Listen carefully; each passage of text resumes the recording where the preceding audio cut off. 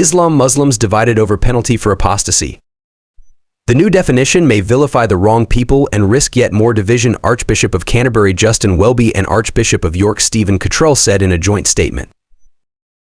The new definition being proposed not only inadvertently threatens freedom of speech, but also the right to worship and peaceful protest things that have been hard-won and form the fabric of a civilized society.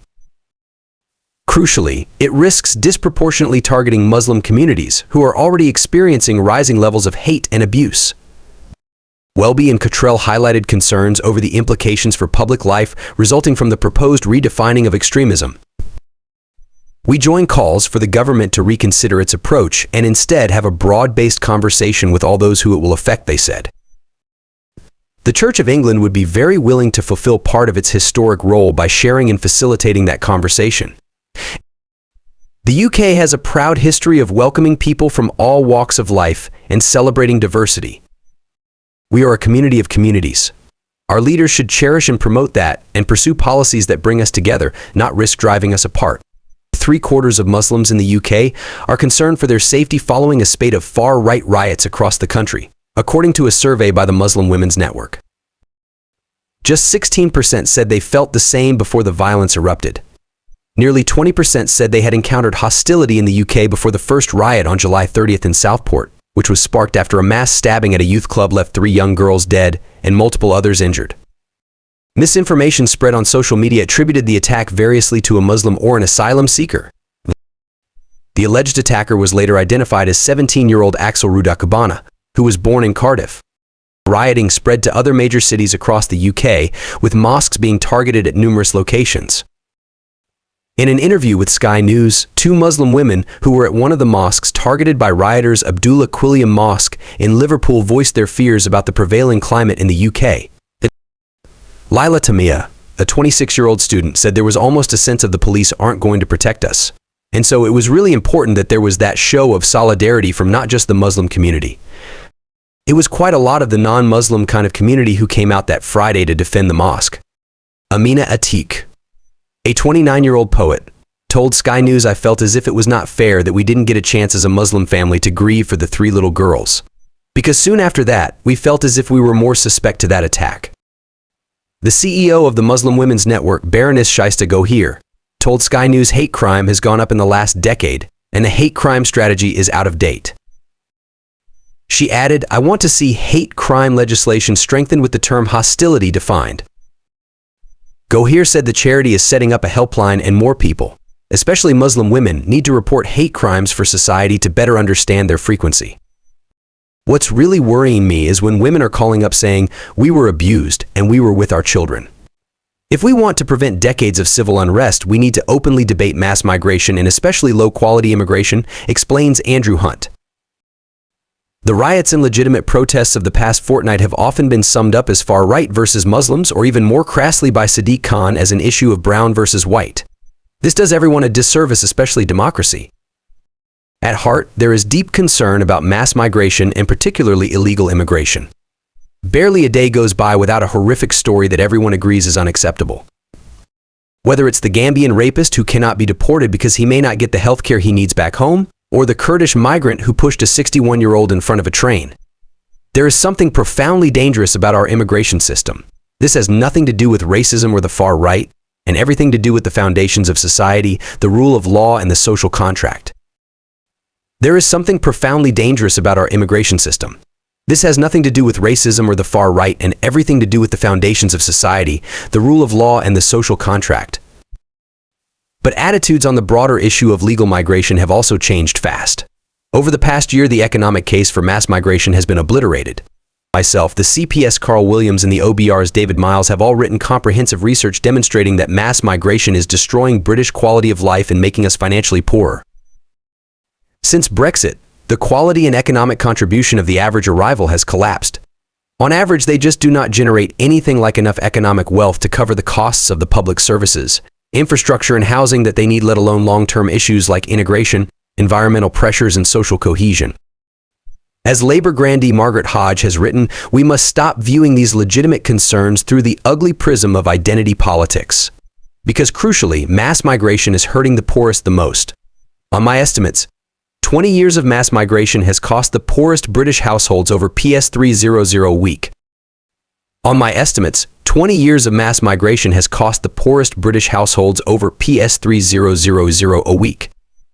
To have a fair debate about immigration, we need people who can make these points without being branded far right.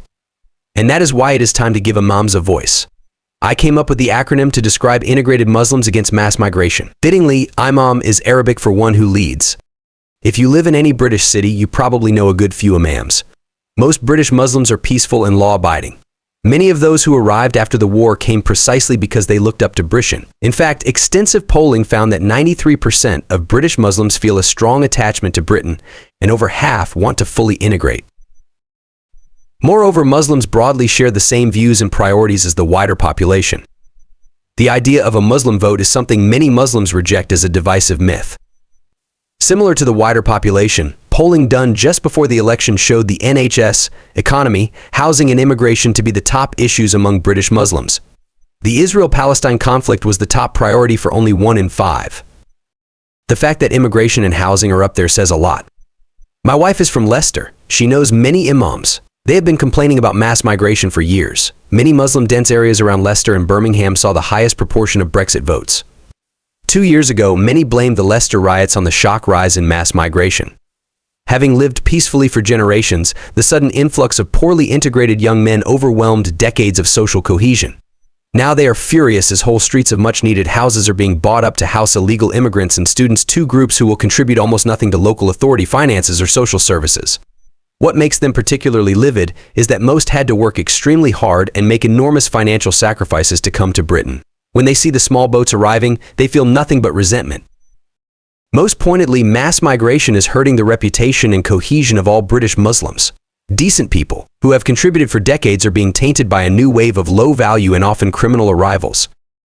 Let's not forget that what started the riots was suppressed information giving way to disinformation. This is nothing new. For many years, a large number of European countries have been suppressing data on things like crime rates and economic contributions among immigrant cohorts. The Home Office is now joining in, trying to bury the very information we need to fix immigration. For many years, a large number of European countries have been suppressing data on things like crime rates and economic contributions among immigrant cohorts. The Home Office is now joining in, trying to bury the very information we need to fix immigration. Fortunately, Neil O'Brien MP has been single-handedly doing his best to help us out and crusading for better data to lead the immigration debate. The good news is that many immigrants, especially those from Australia, America, and France, do make the outsized economic contribution required to cover their costs. The bad news is that those at the other end mostly come from predominantly Muslim countries, such as Turkey, Pakistan, and Iraq. Moreover, because the Home Office will not provide the information, Denmark's data on crime rates is increasingly used in the media. There, migrants representing just 14% of the population commit 29% of all violent crimes. But this is not an even problem. Western migrants actually have violent conviction rates 20% lower than the natives, whereas non-Western migrants have 3.5 times higher conviction rates. Within that cohort, the problem migrants mostly come from MENAPT countries, i.e. Middle East, North Africa, Turkey, and Pakistan. Criminality among MENAPT migrants really is off the charts. For example, in 1992, Denmark accepted 321 Palestinian refugees. By 2019, 64% of them had a criminal record.